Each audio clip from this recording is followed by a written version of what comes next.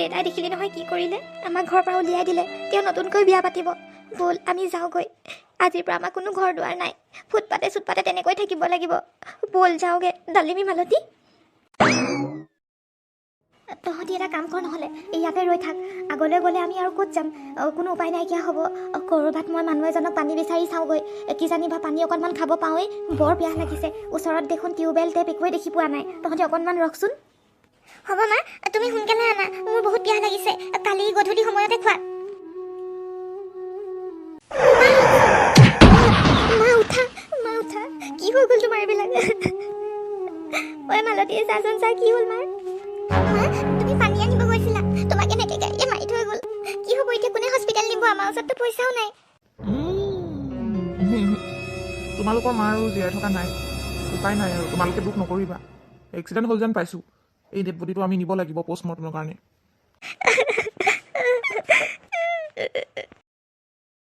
চা মালতী, যি হ'ল হৈ গ'ল।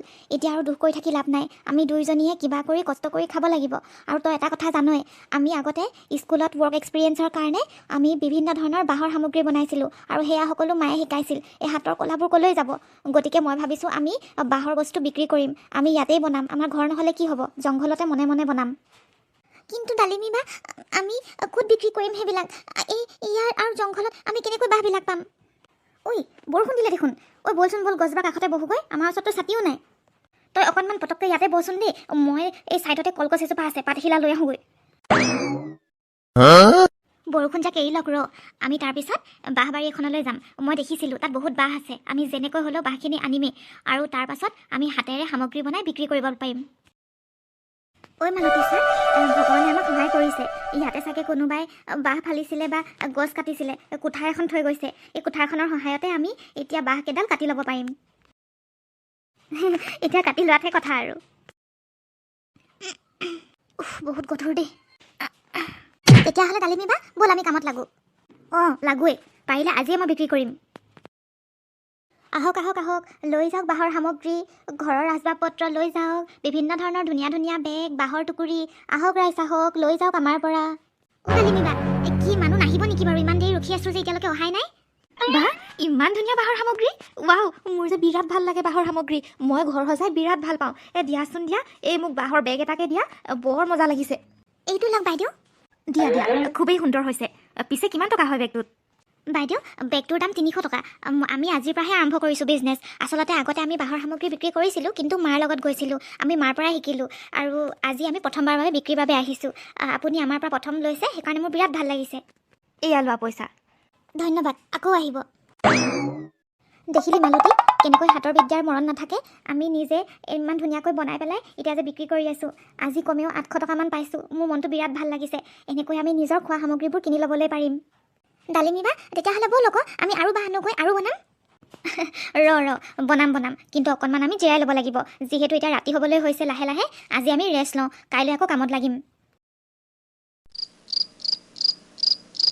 ভালেই হ'ল মালতী টোপনি গুচি গ'ল। নহ'লে তাই বৰ অশান্তি কৰে নহয় আগতে মাক টোপনি নধৰিলে। মই এতিয়া মাক হৈও চাবলগীয়া হৈছে, আৰু বাইক হৈও চাবলগীয়া হৈছে, আৰু লগতে দেউতাকো হ'বলগীয়া হৈছে।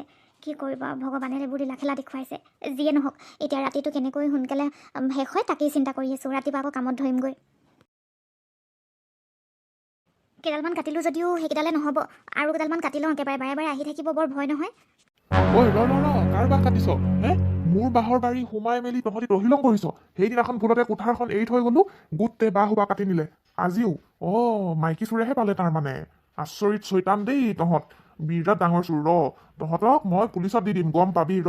এনেকৈ ইমান সাহস হ'ল মোৰ বাঁহৰ বাৰীত সোমাবলৈ। মালতী পলা। কেনেকুৱা ছোৱালী নহয়, ইমান সৰু সৰু ছোৱালীবিলাক চোৰ আজিকালি। আৰু কুঠাৰখনো লৈ গ'ল, বৰ চৈতান হয়। তুমি ইমান সোপা বাঁহ কেনেকৈ আনিলি? মই ঠিকে কাটিছিলোঁ, কিন্তু মানুহজন যে পটককৈ পালেহি। তইতো অকল এইখিনিহে মূৰৰ ওপৰত লৈ আছিলি। ইমান গাল কেনেকৈ আহিলে? ডালিমী বা, মই যে অলপকৈ পাৰ কৰিয়ে আছিলোঁ আগৰ পৰাই। মই অকণমান ভয় লাগিছিল, কিজানিবা কাৰোবাৰ ঘৰৰ বাৰীও হ'ব পাৰে ন। সেইকাৰণে মই আগতীয়াকৈ অলপকৈ কঢ়িয়াই আছিলোঁ। আৰু মই মূৰত লৈ থকাখিনি শেষৰখিনিহে আছিল, আৰু মানুহজন শেষত আহিছে। সেইকাৰণে আমি বাচি গ'লোঁ। আৰু বহুত বাঁহ গোটাই ল'লোঁ যেতিয়া, এইবাৰ চিন্তা নাই। আমি সকলো বস্তু বনাবলৈ পাৰিম। আৰু বস্তু কি, আমি ঘৰতে তৈয়াৰ কৰিব পাৰিম। মইতো সেইটো কথা ভবাই নাছিলোঁ। আমিতো জংঘলে শুই আছোঁ এইকেইদিন। আমি দেখোন ঘৰ এটা তৈয়াৰ কৰি ল'বলৈ পাৰোঁ। আমি যে আগতে ৱৰ্ক এক্সপিৰিয়েঞ্চত যে বনাইছিলোঁ বাঁহৰ ঘৰ বনাই আমি কিমান স্কুলত দিলোঁ, আমি তেনেকুৱাকৈ বনাম। মাত্ৰ কথা হ'ল আমি বাঁহকেইডাল ডাঙৰকৈ ল'ব লাগিব, তেতিয়াহে আমাৰ থকা ঘৰ ধৰণৰ হ'ব। বাৰু যিয়ে নহওক, আজিৰ বস্তুখিনি আমি বিক্ৰী কৰি লওঁ প্ৰথমে বনাই, তাৰ পাছত আমি ঘৰ এটা সাজি ল'ম দেই। ব'ল ডালিমী বা, মই পিছে এই বাঁহৰ যোনবোৰ বস্তুৰে আমি সেই খৰাহী বেগবোৰ বনাইছিলোঁ যে অকণমান ছাইডৰ ফালেহে থৈছোঁ, অলপ আগলৈ যাওঁ ব'ল। ঐ মালতী, চাবি আজি মানুহ আহিব, কাৰণ আমি আজি টাউনত বিক্ৰী কৰিবলৈ আহিছোঁ। গাঁৱত আৰু কিমান বিক্ৰী কৰিম, বিজনেছটোতো অলপ বহল হ'ব লাগে। সেইফালে চোৱা কিমান ধুনীয়া বাঁহ বেতৰ সামগ্ৰী বিক্ৰী কৰিছে, মজা লাগিছে কিন্তু। হাতা, চামুচ, বেগ, টুপি, ৰাম কোনটো যে লওঁ। তোমালোকৰ এই বাঁহ বেতৰ সামগ্ৰীবিলাকৰ দামবোৰ কেনেকৈ? বস্তু চাই আছে। যদি আপুনি চামুচ আৰু হাতাবোৰ কিনে তেতিয়া 50 টকা 100 টকা তেনেকৈ পৰে, আৰু যদি আপোনালোকে ডাঙৰ বস্তু কিনে তেন্তে সেনেকৈ দামবিলাক ভাগ হৈ গৈ থাকে। আমাৰ বস্তুবোৰ 1000-2000 টকালৈকে আছে। এই বাঁহৰ পানী বটলটোকে দিয়াচোন, মোৰ ল'ৰাটোক স্কুলত দি পঠাব লাগে, সি বৰ ভাল পাব, আনকমন হ'ব ন, আৰু ইউনিক বস্তুবোৰ সদায় মোৰ প্ৰিয়। এয়া লওক, এই বটলটোৰ দাম 800 টকা। লোৱা। আচলতে আমি তোমালোকৰ কথা এই পেপাৰত পায়ে আছিলোঁ, ইমান ধুনীয়াকৈ বাঁহ বেতৰ সামগ্ৰী বিক্ৰী কৰি পেলাই স্বাৱলম্বী হ'ব পাৰিছে বুলি, আৰু তোমালোকক অনাথ ছোৱালী বুলিও কয় বহুতে। তোমালোকৰ বাৰু সঁচাকৈ মা দেউতা কোনো নাই নেকি?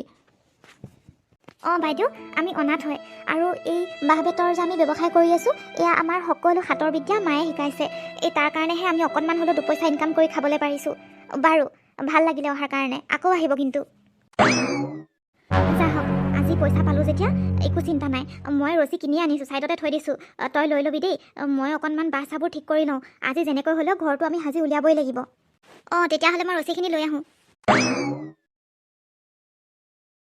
কিমান যে ভাল লাগিছে, বনাই বৰ সন্তোষ পাইছোঁ দেই মনত।